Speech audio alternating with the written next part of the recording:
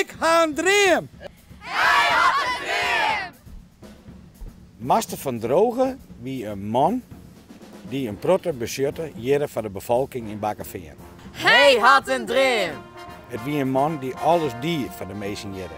Hij richtte verenigings op, hij ging naar het toneel. Hij hoeft winterskwalen, want de meesten wonen in het dorp. Dus hij hoeft ze les over de astrologie, meetkunde, dat soort dingen organiseerde hij al een. Deze driehoek heeft 2 gelijke zijden en 1 rechte hoek. Dan is de gelijkbenige rechthoekige driehoekmeester. Dat is een keurig antwoord, Maaike. Vanuit die motivatie van ik wil ze verder brengen, ik wil de meesten leren. Hij had een dream.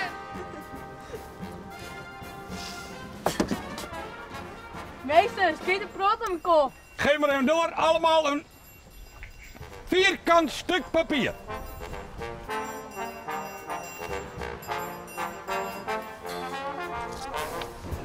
En met deze driehoek gaan we straks naar buiten om de hoogte van enkele hoge bomen te bepalen. Alexander?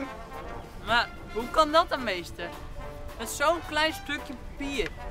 Dat wordt een hele klim. Stilte! Ja, dat weer de manier waarop het vroeger Jemkes meer. Eigenlijk is het een initiatief van de historische vereniging geweest. Die gingen een project rond Master van Drogen en die gingen naar Geert Lauwersta, de man van het toneel hier. En die zei, kennen we hier net wat mooier? 1, 2, 3, 4. En zouden we graag een soort eer betonen aan Master van Drogen, die toch wel heel belangrijk is voor de dorp.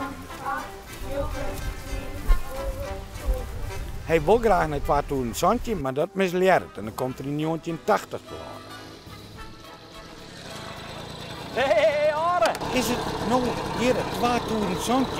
No way man, Master Sjen, het is 1980! 1980? Jazeker!